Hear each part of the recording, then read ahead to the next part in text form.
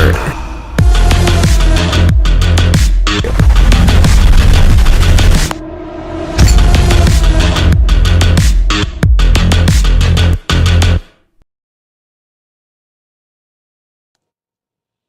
Hello and welcome to this week's episode of Ask the Instructor. My name is John Charisma and the show is brought to you by the Tampa School of Real Estate.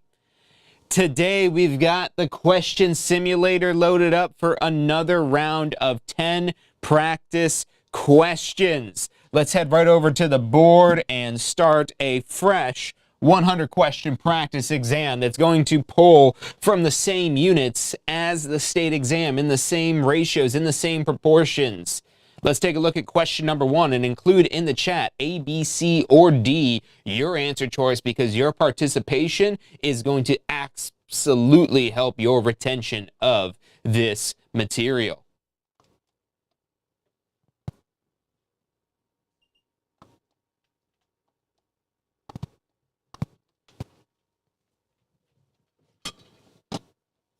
So question number 1. A sales associate is typically what type of agent of their employing broker? A sales associate is typically what type of agent of their employing broker? And so there's one of these that is not in your course. From our secrets of the exam, that's part of our Pass First Try bundle, the number one secret is not in the course, not your answer. So one of these options on here is already being able to be eliminated just because it's not an official FREC syllabus term. But even if it wasn't a FREC syllabus term, it could still be something that's covered, and this is not. And that's A, qualified agent. So it's definitely not A, because qualified agent is something the question made up for this particular question. It may sound convincing, and those are the best wrong answers, the ones that sound convincing. But if you use that quick check, the number one rule, the secrets of the exam of not in the course, not your answer, that's how we could eliminate A very easily. Even though it might sound convincing, we could convince ourselves. Now, one of these here specifically refers to power of attorney. Does anybody know what that one might be? That's going to be this right here, universal agent.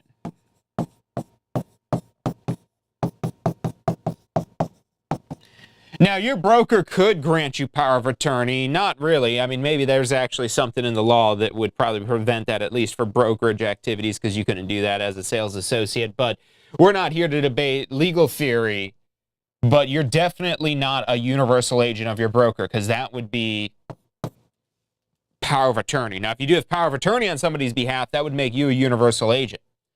Now that leaves us with 2 remaining, general agent and special agent. These are all 3 of these, B, C, and D, are in your course.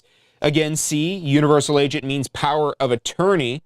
If we take a look at D and pay attention to the word special, which very important to remember, pretty much anytime you see special, it means specific. When somebody has a specialization, they're usually very specific with what they practice, the type of law they practice, the type of medicine they practice, the type of real estate they practice in. That's what specific means. And so when we're talking about granting authority, because that's what we're doing when we're talking about law of agency, is granting authority. The ultimate, U for ultimate, U for universal, is power of attorney. That's not, again, typical of an employing broker. And specific usually mean limited to one. Specific, if you pick out a specific thing, you're picking out one particular thing. And so special agent, it's basically one activity. Whereas general, now, you don't know maybe what's wrong with you, so you go to your general doctor, and then they maybe refer you to a specialist because that general doctor covers a scope of duties. Now, which one of those applies the most to your relationship with your employing broker? Well, it's not limited to just one duty. because that would mean you could just help people sell, or you could just help people buy, or you could just help people come up with values in a non-appraisal type of fashion for basic valuations, or whatever that specific thing may be. Whereas there's a multitude of real estate services you're able to practice on behalf of your broker, and that's part of that scope of duties that's granted to you in that general agency type of relationship you're going to have with your employing broker.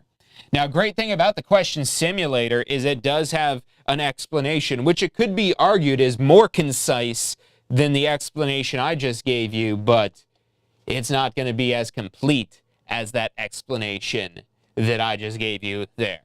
Now, if you're looking for more complete understanding of these individual items like general agent, universal, special agent, and leaving out the things that are made up like qualified agent, you're not going to find that in the question simulator or really any practice questions for that matter. That's why I Pass First Try bundle not only includes the question simulator and the secrets of the exam that I mentioned, which is all about strategies and tips for how to take this exam, but also the exam cram videos, which is a recording of me in a live actual exam review class as we go through all of the most important topic following along in the workbook that's included with that Pass First Try bundle. There's also an audio review that breaks down every single unit.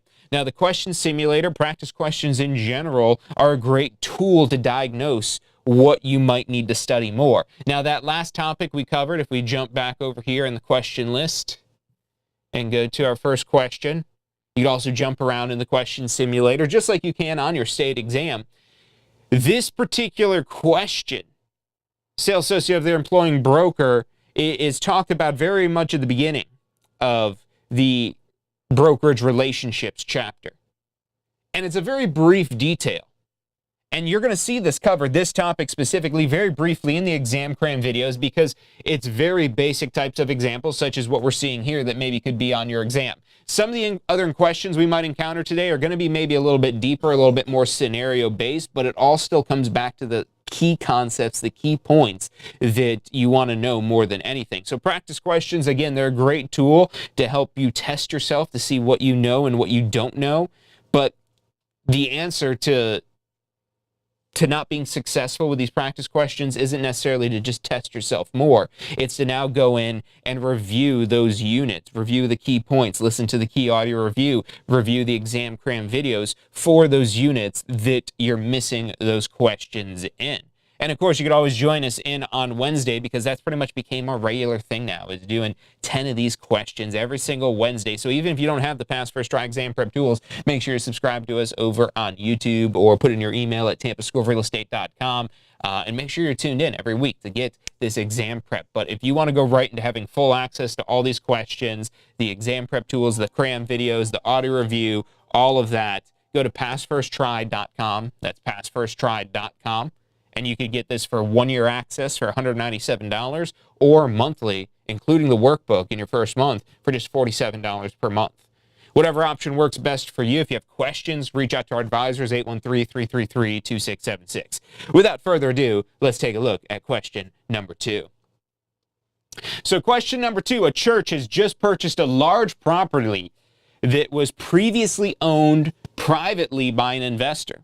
What may happen to property owners in this area? Now, you might wonder, what does actually happen? This is actually a very kind of inferred almost of the key concepts of the course if this wasn't addressed directly. But this isn't a big emphasis of Chapter 18 in any way, shape, or form, but it does show the understanding of property taxes should you see a question such as this here. So, what do we know about a church as it relates to property taxes? Now, I don't think there's anything in here about property taxes in this question. But in terms of a church, there's only a few times that comes up in the course at all. One of them is as it relates to the Fair Housing Act. That's not what it's talking about here. What we're talking about is taxes. Taxes forced to sell. I don't know about that one. We'll come back to that. And adjacent property may undergo eminent domain. That's This is really testing multiple things, and go ahead and select your answer if you're participating with us live here in the chat. Putting that answer help you affirm that answer and help you engage and participate, so you help retain this material. That's one of the things that we do in our exam cram videos, is it's a very interactive thing, even though they're pre-recorded videos, because you follow along in the workbook, and I encourage you to talk to your screen when you're doing the videos, whether it's on the computer or on the app on your phone, however you're doing it. If you can, voice that, because you outputting this is going to help you better understand it, because you're being more part of it, if that makes sense. If not, just trust me. So A, B, C, or D, which one would you select? Well, we've got two options here that involve property taxes. Let's see what we can eliminate first. Now, these ones here about property taxes, let's hold on to those, because we talk a lot about property taxes. Not so much about churches, but definitely about property taxes, being that they're exempt from property taxes. So something's going to happen, but just to make sure it's not C or D, let's eliminate those, and I'll explain why we're eliminating those. A lot of times you can get down to 50-50 on an answer choice, especially if you could eliminate two of the wrong answer choices. So one of them here is saying forced to sell, which there is something where we talk about forced sale, and that is called eminent domain. But this is one of the key things you need to know about eminent domain, and who might know it? Put it in the chat if you do know the key thing to know about eminent domain. Eminent domain is for government properties, and a big part of our government here in the United States is separation of church and state, meaning churches are not part of the government, so therefore churches cannot use any sort of eminent domain or forced sale. Now, if this was the government putting in a highway, that would be a different story. That's maybe where we could see forced sale and eminent domain to clear space for a highway or whatever public purpose they might use eminent domain for. But that's not at all related to churches. So we can eliminate those two. Now we're left with the two options here of property taxes either increasing or decreasing. And the key thing to remember about churches as it relates to property taxes is churches are going to be exempt from property taxes. Churches are exempt from property taxes. So what does that mean for the adjacent property owners in this area? If there was a piece of land that was privately owned, meaning not exempt, meaning they are contributing to taxes. And here's the thing, if it didn't go into as much detail in your course, because maybe it doesn't, this is really getting a little bit out there in it, but just because a church comes in doesn't necessarily mean the government is going to cut back on spending. And they're not. They have a budget. And that is something from the course, that there's a budget.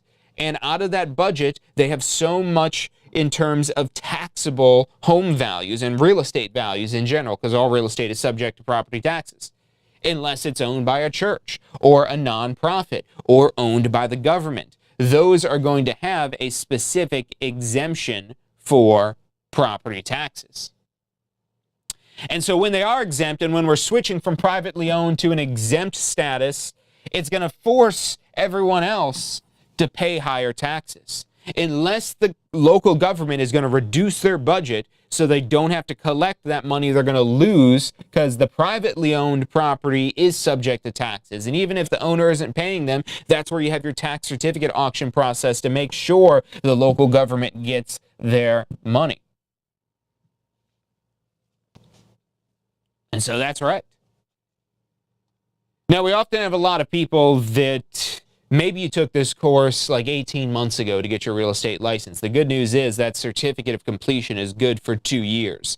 But a lot of people in that situation often come to us and say, hey, I feel like I need to take the course again.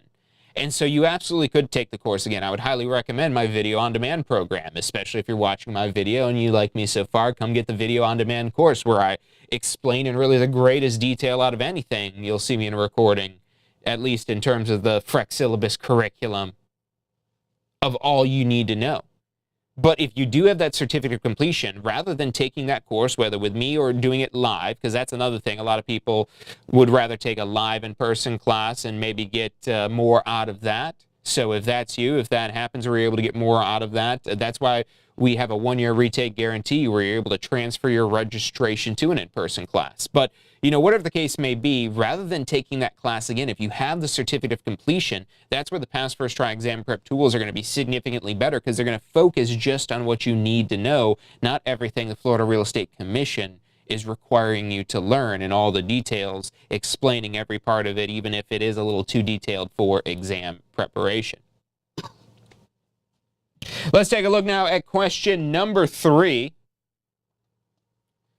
Which legal instrument states the amount of debt owed, the interest rate, and the date the interest has been paid? So this is a good vocabulary review here. And what's really important to remember for really, I would say, all of the section involving mortgages is going to be the vocabulary. And looking at these terms here,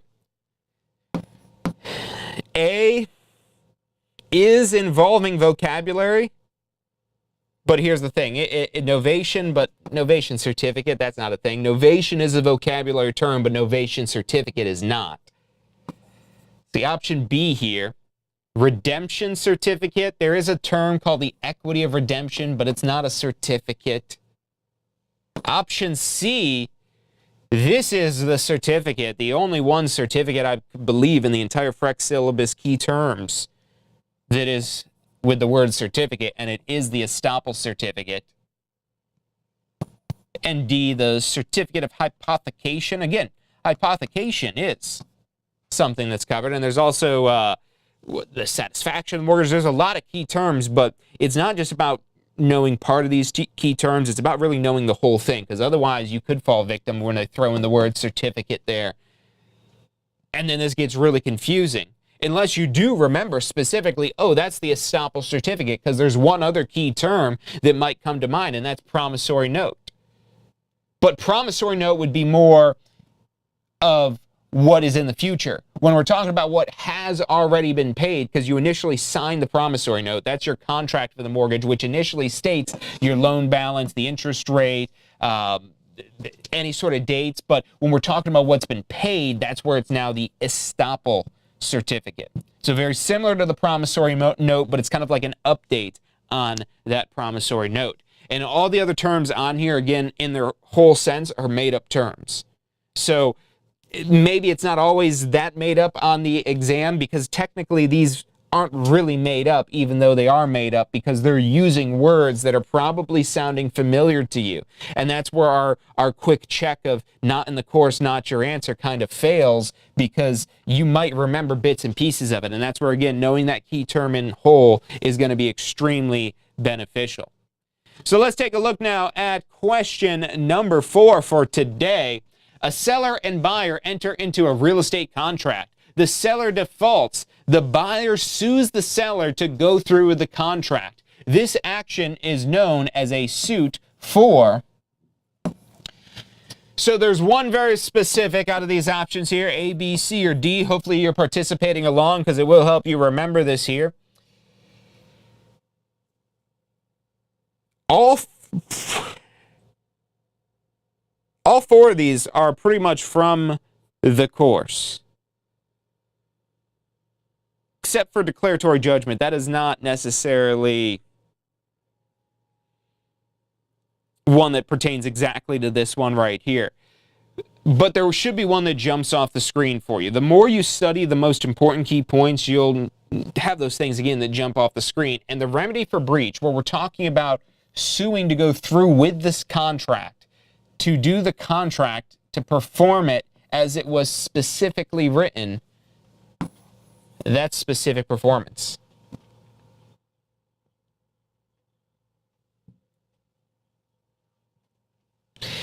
You have your liquidated damages, which would be any money that is ultimately lost, essentially, from escrow that was put up in advance.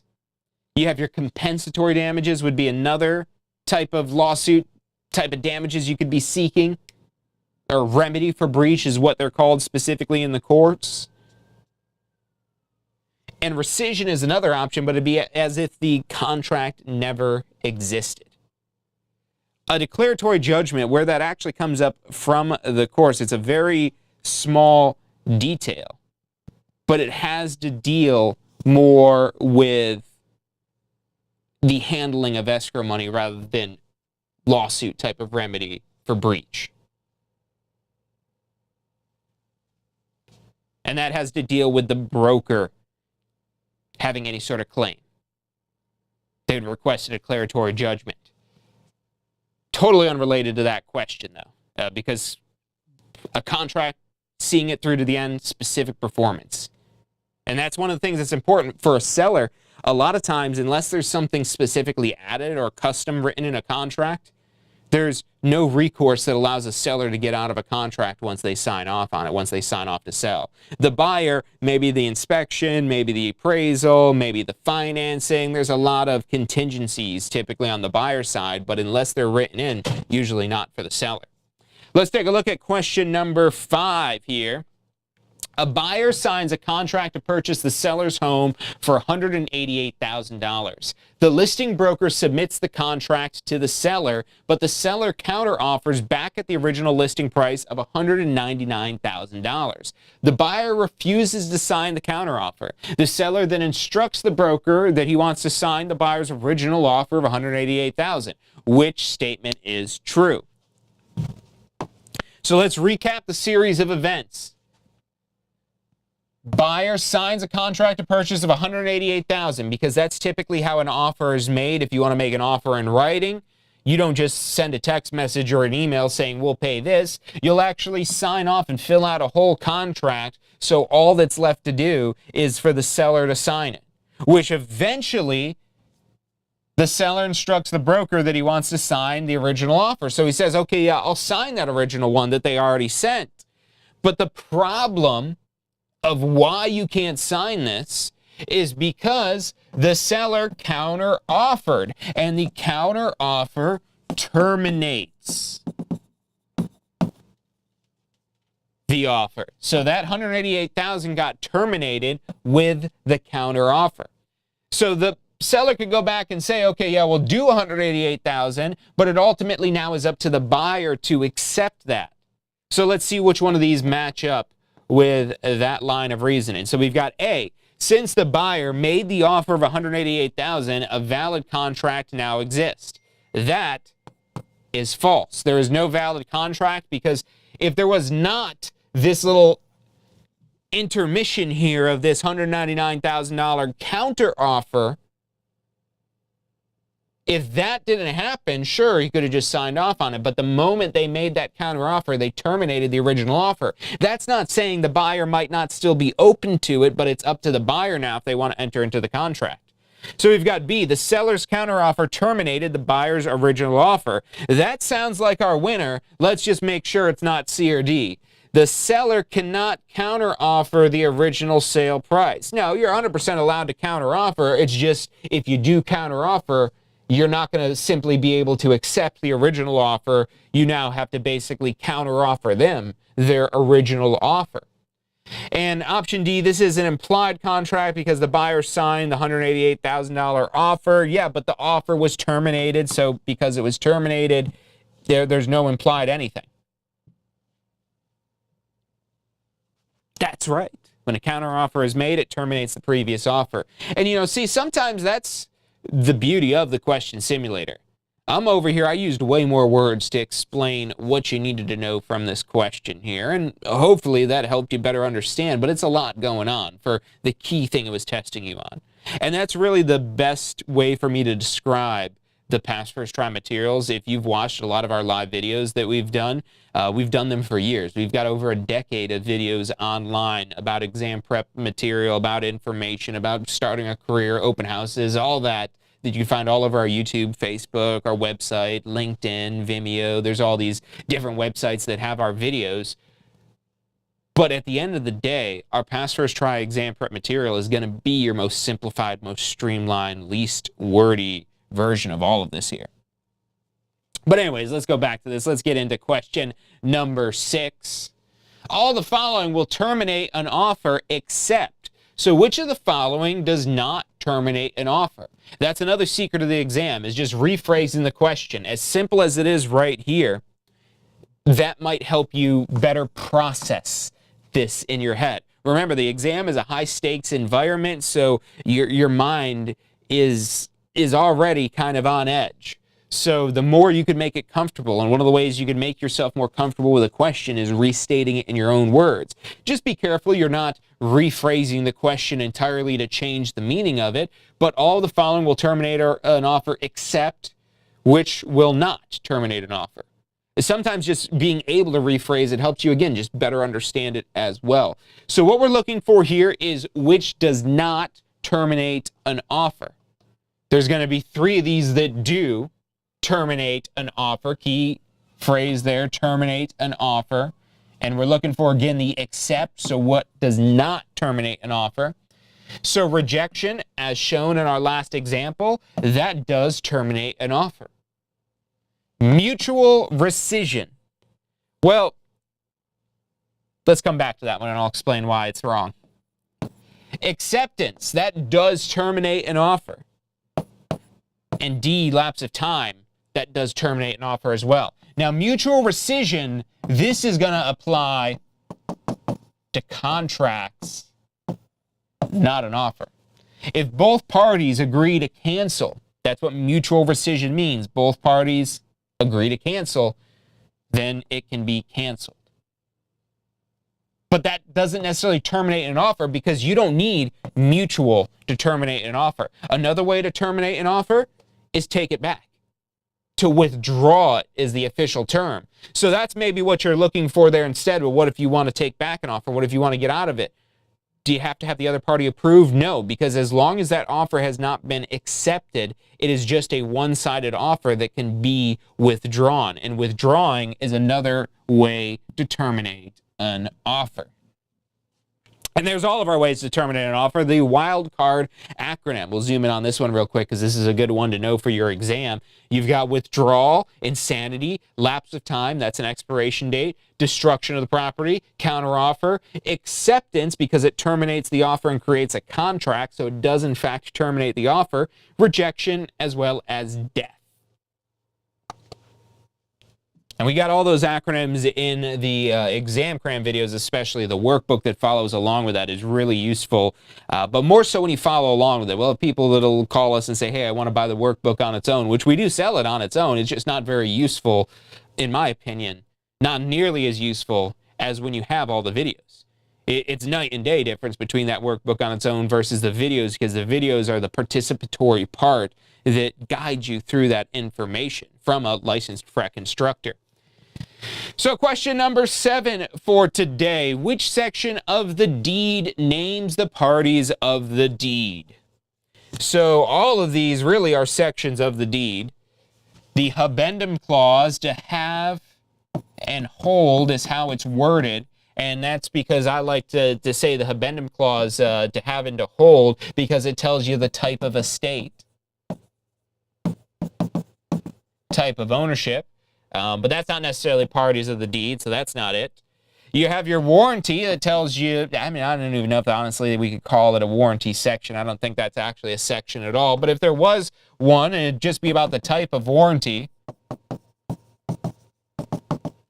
But that's more so in the language of the deed and whether or not it has the covenant of seisin and whether or not it has the covenant against encumbrances and further assurance and warranty forever. So technically in a general warranty deed, it does have a warranty forever premise in it, but that's not really, it's not a section we study really, that we would name it as a section. So if there's any of these that are kind of a made up one, it's this right here, although arguably we could use those same words to describe it. And that's what gets confusing about these words sometimes here, is because you could use these same words to describe it to somebody, but if you're trying to describe it to the Florida Real Estate Commission, unfortunately, they might say that you're wrong. And they would on the actual exam in this situation here. You have your appurtenances, which I don't know if there's an actual clause on them, but appurtenances is something in the course. It's basically your easements, encroachments, anything that leases, liens, anything limiting the usage of the property. But the one I skipped here, the premises section, that does specifically name the parties of the deed. It's like your preliminary information, pre for premises, because it's like your preliminary information, including who is named in the deed, your date, and other basic info. So just a couple more questions for today. Here is number 8. All of the following contracts are covered under the statute of frauds, except we've got A, a 6-month listing agreement, B, mortgages, C, lease agreements for longer than a year, or D, option contracts. So all of the following contracts are covered under the statute of frauds, except. So which of the following are not covered under the statute of frauds? Again, rephrasing that question to better understand it, to be more comfortable with it. A 6-month listing agreement. Well, there's something about listing agreements and times. We'll come back to this one.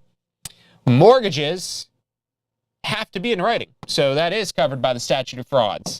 That's what we're talking about here. Statute of frauds is saying certain real estate contracts have to be in writing. Mortgages are one of them. So are option contracts. So are lease agreements longer than a year. So I should actually be checking these because these are all the ones that have to be in writing.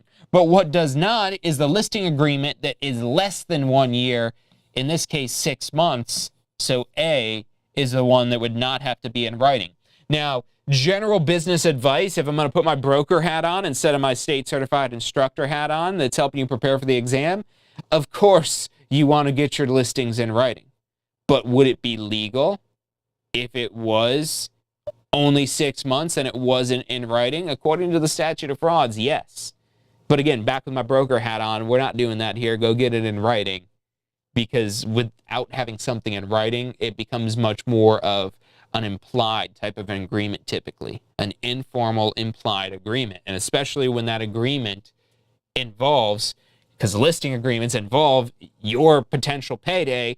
I mean, you wouldn't want to go list a property for 6 months and eventually find the buyer, get it sold, but only after you've put in, let's say, hundreds of hours even of work, because this was a really tough one.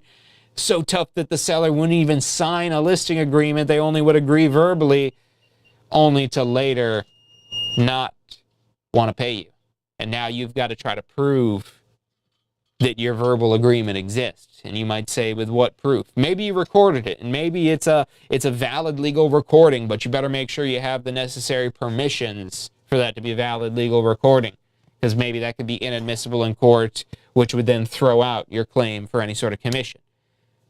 What's a lot easier remedy is to get it in writing, even though the law doesn't require that. And so that's why you've got to set aside common sense with what the law actually requires for your Florida real estate exam.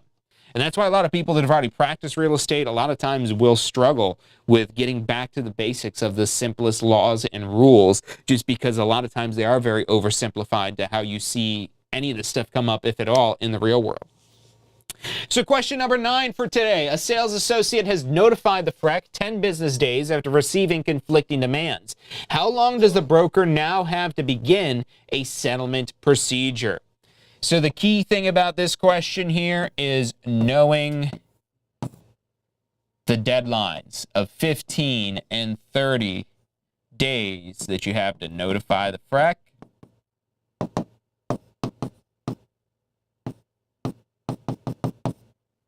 And begin a settlement procedure.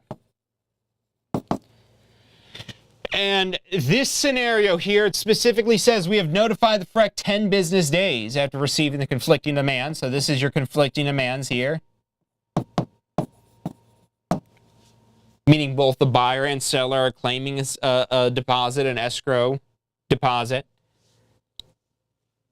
And you notify the FREC here 10 days. The thing is, these 10 days have already been used up on your beginning a settlement procedure timeline, because they run concurrently from the date you have conflicting demands, not one after the other. That's a big part of this question here. Very common one, comes up very often on the exam. So what do you have remaining here? Well, that's 20 days. Now, what exactly you'll have on your exam, maybe it's 10 days, 15 days, 12 days, 8 days, 7 days, maybe it's worded differently. But overall, the structure of a question, I know we've done this live before as well, and anytime you see these questions come up multiple times, whether it's in our lives or in the actual question simulator you have yourself, it's because it's a very likely question for your exam. So to make sure you're prepared for those, that's why we have those in there multiple times. Now, looking at this one here, we just said it's 20 days. There's our answer, 20 days. I didn't even look at the answer choices before we did that, and it was really, in that situation, not really helpful because they're all the same number of days, just different numbers of days. That's it. That's the only difference there. So there wasn't really any process elimination or test strategy we could have really done in this situation, and that's going to be the case for some of the times on the exam if you don't remember every last thing. So it's not about trying to memorize everything, and that's why the state gives you a 25% margin of error, that you could miss 25 questions out of the 100 that you have on your actual exam and still pass. You could pass with a 75 or 76, 77, 78, 79. Even at an 80, you're still missing 20 questions. And you might be confidently missing them, thinking you have the right answer. And that's where it could be the most tricky when you're trying to actually study for the actual exam. If you've taken this before and you were really confident, you thought maybe you were going to pass. But that's where, again, you're maybe relying a little bit more on your common sense because you likely have some misunderstandings or things you're not remembering that go against common sense, and that's how this test is actually designed. And so that's where you might have to unlearn some things. And chances are it's not even unlearning unless you do have some sort of real-world experience that taught you that way that's overcomplicating or just making a false connection that shouldn't be, because a lot of this stuff sounds very familiar, very similar, and it's a lot of information. But the thing is, this is absolutely doable, and if you need any help preparing specifically, especially if you have taken the exam before and you have one of those result sheets and you'd like a comprehensive breakdown, complimentary from our advisors of what you should be studying, how you should be studying, what you should be doing to get yourself prepared, reach out to our advisors anytime, 813-333-2676. But otherwise, let's get into the final question of the day. Number 10. It looks like a bigger one here. You have obtained a listing of a single-family home as a single agent. Another agent in your office has a buyer that is interested in the property. Which of the following is true? So we've got 4 options here, A, B, C, and D. Let's reread the question before we look at these answers, just to, again, make sense of it. We're looking for what is true, so we're looking for the correct answer. There's going to be 3 wrongs for 1 right. Pretty normal, nothing to really make note of mentally. You have obtained a listing, so we've got a listing, single-family home as a single agent. So that might be what we're dialing into here. Yep, especially when we've got another agent in the office. If you remember anything about single agency, this should be setting off alarm bells. Single agent, another agent in your office for your listing is interested in the buyer. Which is true? You see how that starts to make more sense as you break down the question in its bits and pieces and start to think, well, is this relevant? Is this relevant? Is this relevant? And not every part of the question is always going to be relevant. There's sometimes some distractor information in the question that you don't need, that doesn't really apply to that question, even though it maybe sounds familiar to something you covered in the course.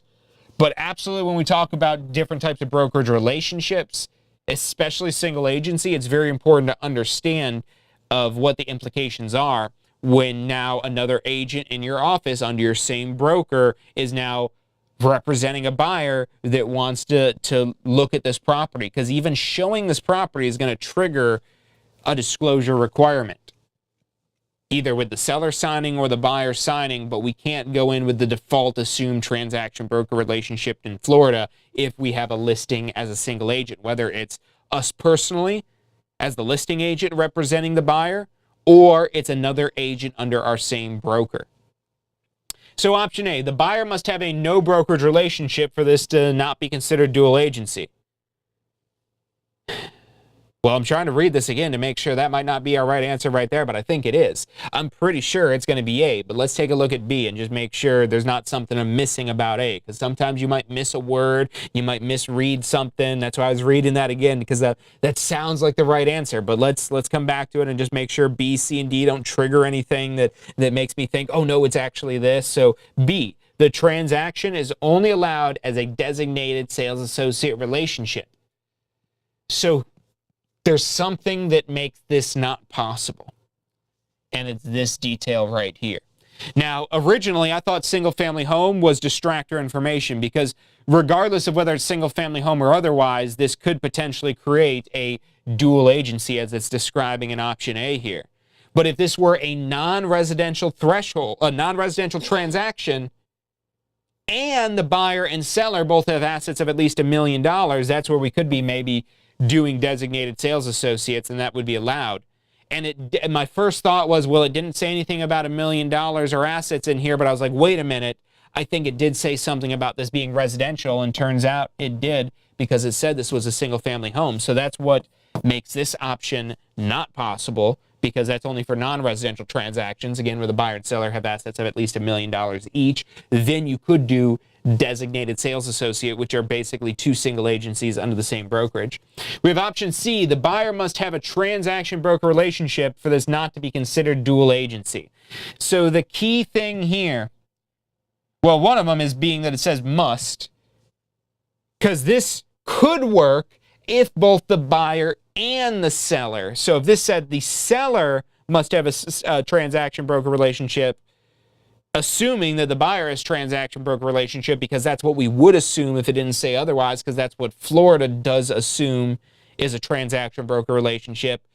The best way to word this would be if they both have transaction broker relationship, but that would mean you'd have to have the single agency seller sign a disclosure to step down to transaction broker. So ultimately, this is the middle ground that makes it possible to work with both the buyer and the seller, and for it not to be considered dual agency, but it has to be the buyer and the seller, not just simply the buyer, especially if the seller is already a single agent. Because this is what's automatically assumed unless you sign a disclosure to go to single agent or a disclosure to go down to no brokerage. Because single agency, you could think of that as like 100%. If you gave it all up, you've given all your loyalty. Transaction broker, the key word of the relationship is limited, so that's why it's good to think about that as a 50% type of capacity. And no brokerage, as the name implies, is we're not brokering the deal. So that's essentially 0% representation. We're not really representing them in any capacity, whereas in a single agent capacity, we're representing them fully. So these two would be allowed. 100 plus 0 doesn't exceed 100, so that's why this is the correct answer here. That's why this would be wrong, because that's 50%. This would be 100, 100, but it's only for non-residential, so that's why that wouldn't work. And again, we also would have to make sure they have assets of at least $1 million each. And then finally, option D, dual agency is not possible because the buyer and seller are represented by different licensees. False. It's the same broker. If it was different brokers instead of just different agents, then that would be a correct answer. But because it's just saying different licensees, no, because they're under the same broker. So that's why A is definitively our correct answer for that one. That's right. When entering into a single agent relationship, the only way for you or another agent in your office to represent the opposing party in the transaction is through a no brokerage relationship.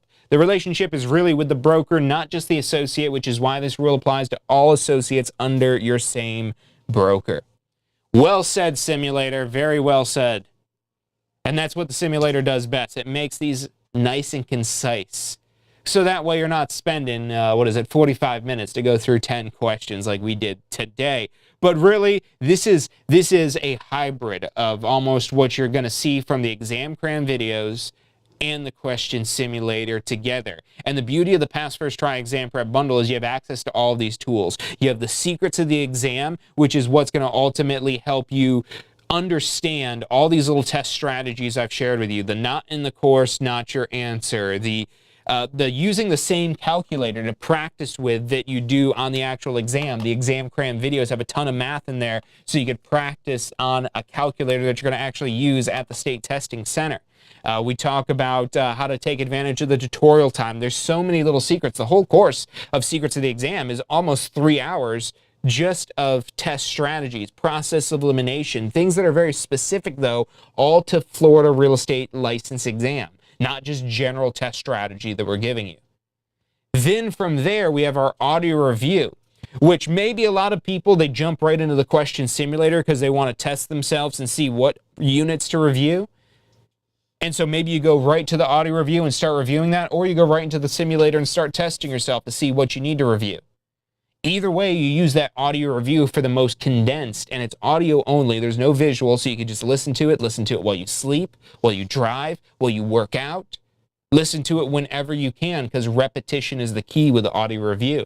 But then for the units that you need more detail, that you want more understanding, that you need the visual, like with the math, there's no math in the audio review. Maybe some basic concepts like what a debit and credit is, but no actual math. Whereas the exam cram videos is going to have all of your math that's possible to be on your state exam, so that way you could practice along with it and really nail down what those steps are that you have to complete, because the math can actually be some of the most predictable on the exam, because the only thing different really is maybe just slightly different wording, is just different numbers, but it's ultimately the same steps you have to use. So that's all the Pass First Try Exam Prep bundle. That's all included for, again, $197 for 12 months access, or you can get it month to month with TSRE Plus, no contract, no commitment, cancel anytime, for just $47 per month. And that first month is going to actually include your workbook. So, if you're going to knock this out in a month or two, that is a great option. But if you do want to take your time, maybe it has been some time since you've taken the course, you want to pre-purchase that 12 months in advance, that's where the $197 option is going to save you a bunch of money. So either way, you could sign up for either one at passfirsttry.com, and you can see a lot more great tips and tricks for studying your Florida real estate exam at passfirsttry.com. If you have questions about the Pass First Try bundle, or just simply things that you've been struggling with when it comes to passing your Florida real estate exam, reach out to our advisors anytime, day or night, 813-333-2676. Call us at that number. Again, 813-333-2676. It's about all the time that we've got for today. Thank you all for tuning in. Shout out for the career fair this weekend. So if you haven't signed up already, go to FloridaRealEstateCareerFair.com and get your name, email, and phone number in there. This Saturday, 12 to 2 p.m., right here at our new Tampa headquarters, we have, I think, 10 different vendors that are going to be at this event. So a lot of great opportunities, a lot of connections that can be made. We'll have food, drinks, there's giveaways, and so much more. So that's happening this Saturday. If you haven't registered yet already, go to FloridaRealEstateCareerFair.com. And if you're watching the replay of this, the recording, maybe years in the future, check out FloridaRealEstateCareerFair.com and see the latest event. That's all the time we've got for today. Thank you all for tuning in. We'll be back on Friday for our Real Estate Career Fair preview. I'll see you then. Real estate is something that you're interested in pursuing. If you're interested in advancing your career, maybe you had your license before and it didn't quite work out. You didn't have the right guidance. You didn't have the right situation. You weren't at the right firm for you. It's okay to start over. It's okay to start again. Even if you've lost your real estate license and you maybe see the interest rates dropping and the real estate market picking up again, that you're interested in reactivating your real estate license. But the main thing is, again, finding out about these opportunities. So dress to impress. Come to the career fair ready to impress these recruiters at these firms, even if you are brand new. This event is a very safe space. I don't even like using words like that, but it really is, because if you're new and you don't really know about real estate, this is the perfect place to come to ask those questions, because this is a room you could put yourself in with people that are going to be far beyond the experience that you have in real estate, even if you are just getting started. The more hands you shake, the more money you make. Get your eyes opened to the opportunities that are out there.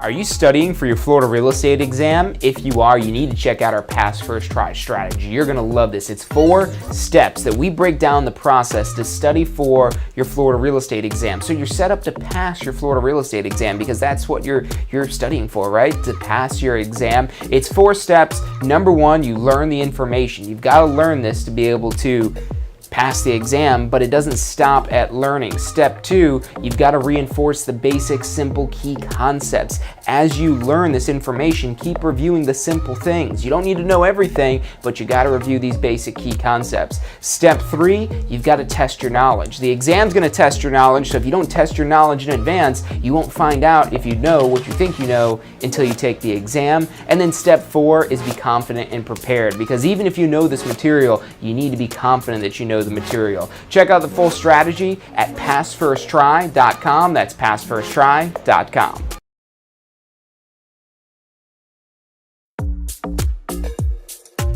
So you just got your real estate license. How can you jumpstart your real estate business? The number 1 thing you should do before you do anything else is post-licensing. Now look, this is already a requirement, so you're gonna have to do it anyways, but here's why you wanna do it early. The sooner you do post-licensing, the sooner you're gonna learn the real-world concepts in post-licensing that will help you create a business plan, that'll help you plan for your success in real estate. Post-licensing is all about real-world topics that are usable, that'll help you grow your real estate business. And at Tampa School of Real Estate, we have the best post-licensing courses around. Find out more about how post-licensing can help you jumpstart your real estate career. Go to postflorida.com.